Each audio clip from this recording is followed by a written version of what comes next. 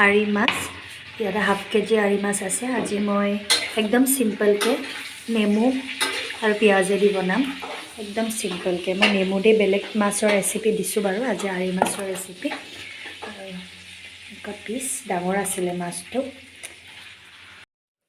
মাছটোত ধুনীয়াকৈ নিমখ হালধি আৰু অকণমান মিঠাতেল সানি লৈছোঁ তাৰপিছত অকণমান দেৰি 5-10 মিনিট এনেকৈ ৰাখি মাছটো মই ফ্ৰাই কৰি ল'ম এয়া মাছটো ফ্ৰাই হ'বলৈ দি দিছোঁ মাছটো ফ্ৰাই হৈ আছে ইফালে গাহৰিটো একেবাৰে চিম্পল হয় গাহৰিটো জাষ্ট মানে এনেকৈ ফ্ৰাই কৰি লোৱা হৈছে তেলটো ওলাই যাব দিছে তাৰপিছত ইয়াতে পিঁয়াজ নহৰু আদা আৰু ভোট জলকীয়া দিম ভোট জলকীয়াটো একেবাৰে পিছত দিম সেইটো কাৰণে এতিয়া দিয়া নাই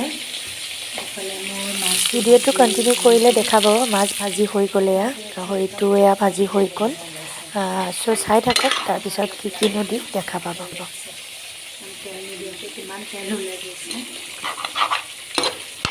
আলু দিছে দেই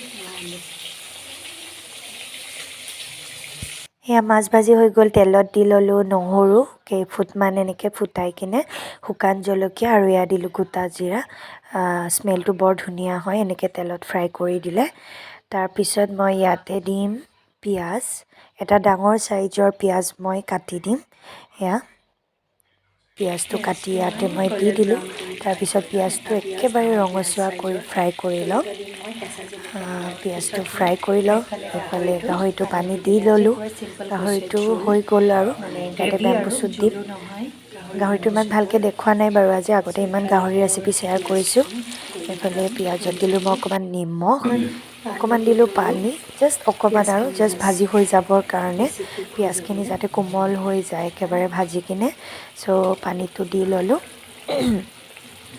তাৰপিছত এয়া পিঁয়াজখিনি দেখিছেনে ভাজি হৈ গ'ল আৰু পানীটো কোমলি গ'ল এতিয়া ইয়াতে দিম মই নেমু ৰস মই 1.5টা নেমু লৈছোঁ এটা আৰু আধা নেমু লৈছোঁ ইয়াতে মই এতিয়া নেমু ৰসখিনি দি ল'ম একেবাৰে চিম্পল প্ৰচেছ হয় আপোনালোকে একবাৰ ট্ৰাই কৰিব পাৰে নেমু পানীখিনি দি ল'লোঁ এতিয়া ইয়াতে আৰু অলপ পানী যোগ কৰিম মাছখিনি দিব লাগিব তাৰপিছত এতিয়া ইয়াতে মই মাছখিনি এপিচ এপিচকৈ দি ল'লোঁ মাছখিনি দি লওঁ তাৰপিছত আপোনালোকক লগ পাই আছোঁ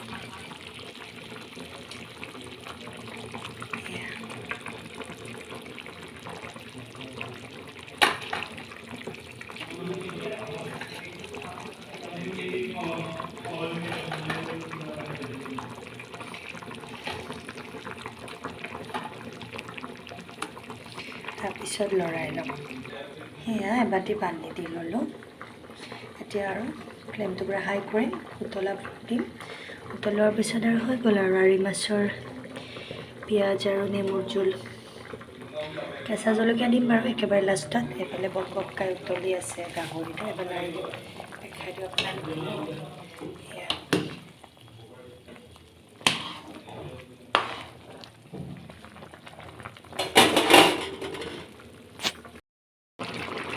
পূৰা বকবকাই উতলি আছে এতিয়া মই ইয়াতে দিম কেঁচা জলকীয়া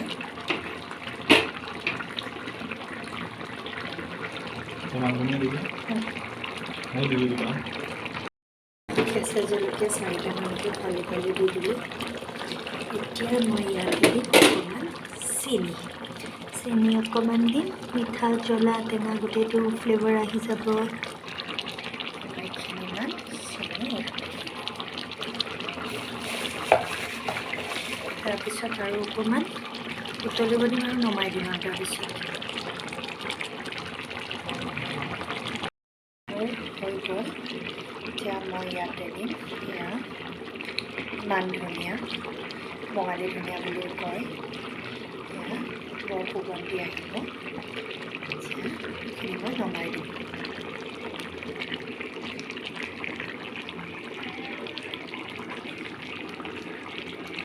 এয়া মাছটো মোৰ হৈ গ'ল মই নমাই ল'লোঁ বাউল এটাত ইমান ধুনীয়া হৈছে আৰু গোন্ধটো যে বৰ ধুনীয়া হয় নেমুৰে এনেকৈ বনালে আপোনালোকে একেবাৰে ট্ৰাই কৰিব বহুত বেছি চিম্পল ৰেচিপি হয় আৰু খাবলৈ বহুত টেষ্টি হয় আৰি মাছ আচলতে মই ফাৰ্ষ্ট টাইমৰ কাৰণে এনেকৈ বনাইছোঁ আৰু বহুত টেষ্টি হৈছিল খাবলৈ আপোনালোকে এবাৰ ট্ৰাই কৰিব আৰু সেইদিনা যে বনাইছিলোঁ মই গাজৰৰ হালোৱাটো, সেইদিনা ৰেচিপি একেবাৰে শ্বেয়াৰ কৰা নহ'ল।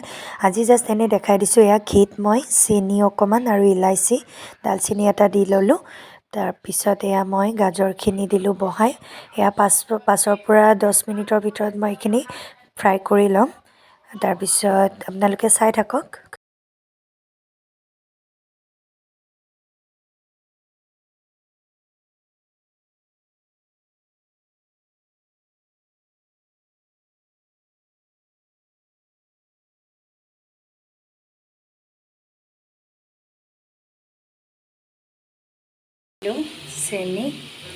চেনি মই আধা কাপমান দিছোঁ, ইমান বেছি মিঠাও নকৰোঁ। চেনিটো দি আকৌ ভাজি ল'ম অলপ টাইম। এতিয়া দিলোঁ পানী, জাষ্ট আধা কাপমান পানী দিলোঁ। তাৰপিছত গাখীৰ দিম। মই বাৰু আমুল তাজা ব্যৱহাৰ কৰিম। আপোনালোকে গৰু গাখীৰ থাকিলেতো ভালেই বাৰু, টেষ্টটো ভাল হ'ব।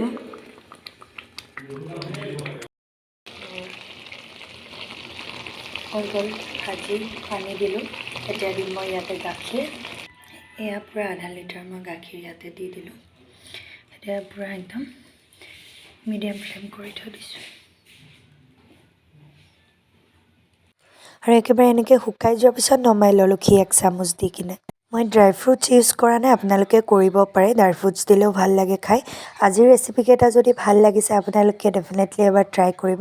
এয়া গাহৰিটো হয় আৰু মাছটো আপোনালোকে ট্ৰাই কৰিব এবাৰ। বহুত চিম্পল ৰেচিপি হয়, আপোনালোকে ট্ৰাই কৰি মোক জনাবলৈ নাপাহৰিব।